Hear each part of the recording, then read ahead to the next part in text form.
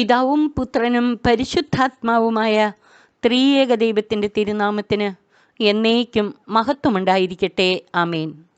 കർത്താവിനാൽ ഏറ്റവും അനുഗ്രഹിക്കപ്പെട്ട പ്രിയ സഹോദരങ്ങളെ, ദിവ്യകാരുണ്യനാഥന് ആരാധന, സ്തുതി, സ്തോത്രങ്ങൾ അർപ്പിച്ചുകൊണ്ട് തിരുമുൻപിലിരുന്ന് നമുക്ക് തിരുവചനം ധ്യാനിക്കാം. പരിശുദ്ധ പരമ ദിവ്യകാരുണ്യമേ,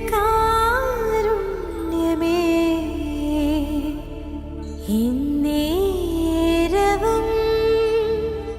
സ്തുതി ആരാധന. ഇന്നത്തെ സുവിശേഷ ഭാഗം ലൂക്ക എഴുതിയ സുവിശേഷം 4-ാം അധ്യായം 42 മുതൽ 44 വരെയുള്ള വാക്യങ്ങൾ.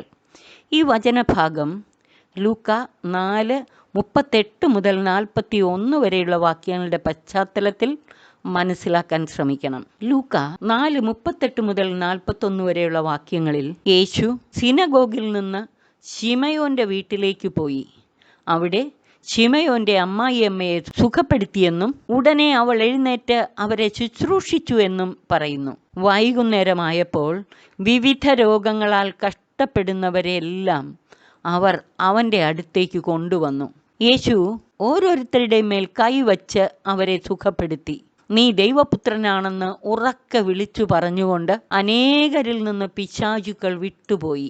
യേശുവിലൂടെ സംഭവിക്കുന്ന ഈ രോഗസൗഖ്യങ്ങളും പിശാചുക്കളെ ബഹിഷ്കരിക്കുന്നതും സാത്താൻ്റെ മേലും രോഗത്തിൻ്റെ മേലും യേശുവിനുള്ള അധികാരത്തെയും ദൈവപുത്രനായ യേശുവിലൂടെ സംജാതമായ ദൈവഭരണത്തെയും സൂചിപ്പിക്കുന്നു. 42-ാം വാക്യത്തിൽ പറയുന്നു, പ്രഭാതമായപ്പോൾ അവൻ ഒരു വിജനസ്ഥലത്തേക്ക് പോയി. അതായത് സന്ധ്യ മുതലുള്ള പത്രോസിൻ്റെ ഭവനത്തിലെ രോഗസൗഖ്യ ശുശ്രൂഷകൾക്ക് ശേഷം അതിരാവിലെ യേശു ഒരു വിജനസ്ഥലത്തേക്ക് പോയി. തന്നെ രഹസ്യത്തിൽ കാണുന്ന പിതാവിൻ്റെ സന്നിധിയിലേക്ക് പോയി. പക്ഷേ ജനക്കൂട്ടം അവനെ അന്വേഷിച്ചു ചെന്നു. തങ്ങളെ വിട്ടുപോകരുതെന്ന് അവർ യേശുവിനെ നിർബന്ധിച്ചു. എന്നാൽ യേശു പറഞ്ഞു, മറ്റു പട്ടണങ്ങളിലും ഞാൻ ദൈവരാജ്യത്തിൻ്റെ സുവിശേഷം പ്രസംഗിക്കേണ്ടിയിരിക്കുന്നു. അതിനുവേണ്ടിയാണ് ഞാൻ അയക്കപ്പെട്ടിരിക്കുന്നത്. പിതാവിനെ മഹത്വപ്പെടുത്തുകയും ദൈവരാജ്യത്തിൻ്റെ സുവിശേഷം പ്രസംഗിക്കുകയും ചെയ്യുക എന്ന തൻ്റെ ദൗത്യത്തെക്കുറിച്ചുള്ള യേശുവിൻ്റെ ബോധ്യമാണ് ഇവിടെ വെളിപ്പെടുന്നത്. യേശു സ്വന്തം മഹത്വം തേടിയില്ല. പിതാവിൻ്റെ ഇഷ്ടം നിറവേറ്റുകയും അവൻ്റെ വേല പൂർത്തിയാക്കുകയും ചെയ്യുക സ്വഭക്ഷണമാക്കിയ യേശുവിൻ്റെ ദൗത്യബോധത്തെക്കുറിച്ച് യോഹന്നാൻ 4:34 പറയുന്നുണ്ട്. തുടർന്ന് യേശു യൂദയായിലെ സിനഗോഗുകളിൽ പ്രസംഗിച്ചുകൊണ്ടിരുന്നു.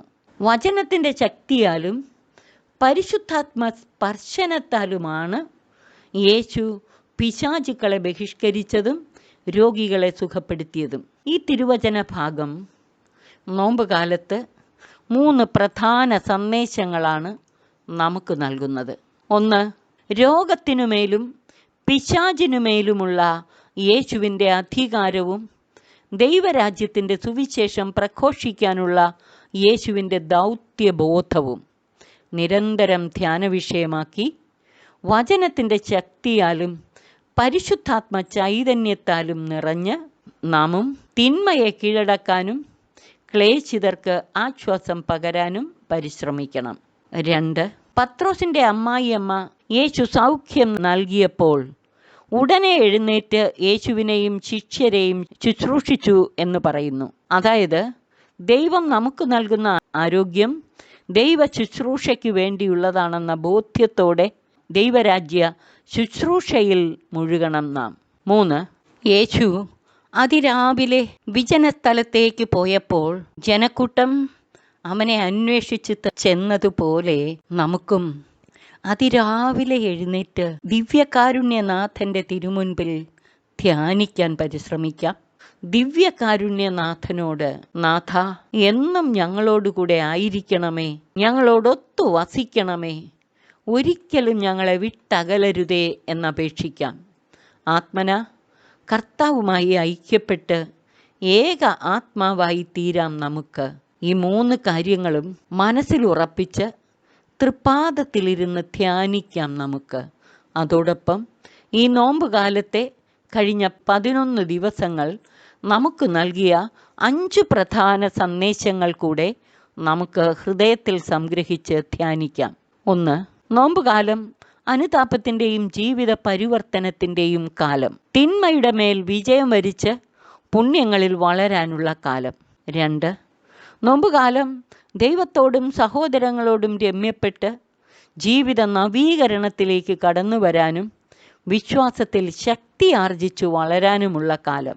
3. നോമ്പുകാലം സ്വയപരിത്യാഗത്തിൻ്റെ പാതയിലൂടെ ശത്രുമിത്രഭാവഭേദമന്യേ സകലരെയും സ്നേഹിക്കാനും സഹനങ്ങളെ രക്ഷാകരമാക്കി മുന്നേറാനുമുള്ള കാലം. 4. നോമ്പുകാലം ദൈവത്തോടൊത്തു വസിക്കാൻ, കർത്താവിനോട് കൂടെ ആയിരിക്കുവാൻ, ദൈവിക അറിവിലും ജ്ഞാനത്തിലും വളരാനുമുള്ള കാലം. യേശുക്രിസ്തുവിനെ കുറിച്ചുള്ള ജ്ഞാനം കൂടുതൽ വിലയുള്ളതാകയാൽ ബാക്കിയെല്ലാം ഉച്ഛിഷ്ടമായി കരുതി അവനെ അറിയാൻ പരിശ്രമിക്കണം. പിതാവ് പുത്രനെയും പുത്രൻ പിതാവിനെയും അറിയുന്നത് പോലെ നാം യേശുവിനെയും യേശു നമ്മെയും അറിയണം. 5. നോമ്പുകാലം ദൈവത്തിൻ്റെ പരിശുദ്ധിയിലേക്കും പരിപൂർണതയിലേക്കും വളരാനുള്ള കാലം. ക്രിസ്തു ശിഷ്യർ ഉയർന്ന ധാർമ്മികതയുടെ ഉടമകളായി തീരാനുള്ള കാലം. ഈ വചനചിന്തകൾ ഹൃദയത്തിൽ സംഗ്രഹിച്ച് ദിവ്യകാരുണ്യനാഥൻ്റെ തിരുമുൻപിലിരുന്ന് നമുക്ക് നിരന്തരം ധ്യാനിക്കാം. സർവശക്തൻ നമ്മെ അനുഗ്രഹിച്ച് ആശീർവദിക്കട്ടെ. പിതാവിനും പുത്രനും പരിശുദ്ധാത്മാവിനും സ്തുതി, ആദിമുതൽ എന്നേക്കും. ആമേൻ. പരിശുദ്ധ പരമ